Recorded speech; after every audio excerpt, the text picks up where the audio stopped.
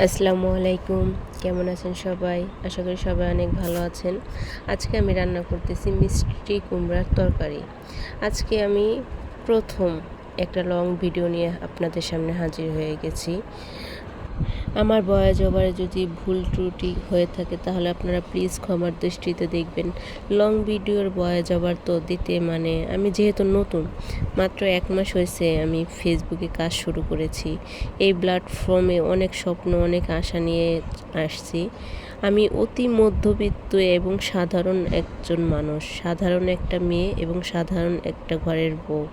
জানি না কেমনে কত দূর করতে পারবো কিনা, জীবনে সফল হতে পারবো কিনা। তারপর অনেক আশা নিয়ে, যেহেতু আমি আগে থেকে ফেসবুক চালাতাম, ভিডিও দেখে দেখে তোমাদের মতো অনেক অনেক বড়দের ভিডিও দেখে দেখে আর কি ইচ্ছা জাগছে মনে যে আমিও কিছু করি।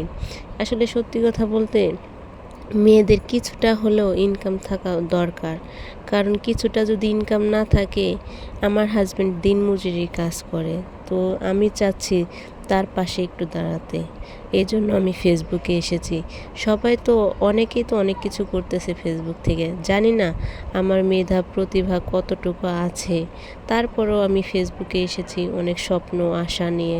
আপনারা প্লিজ আমাকে সাপোর্ট করবেন, পাশে থাকবেন, আমার ভুলগুলো ধরিয়ে দিবেন, আমার ভুলগুলো ক্ষমার দৃষ্টিতে দেখবেন।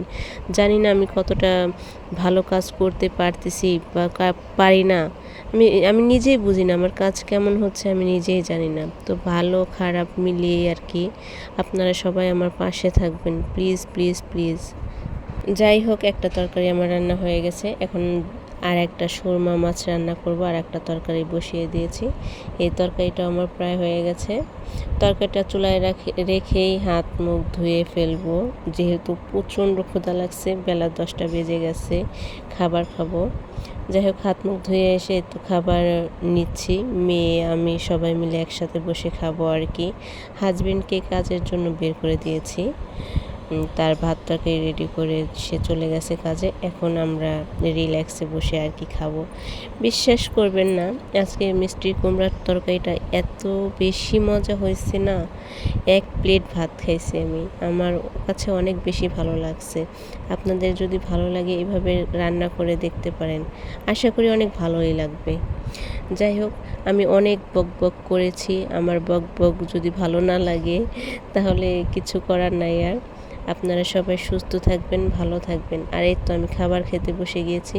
সত্যি কথা বলতেছি, আজকের তরকারিটা না অনেক বেশি মজা হয়েছে। সবাই ভালো থাকবেন, সুস্থ থাকবেন। আল্লাহ হাফেজ।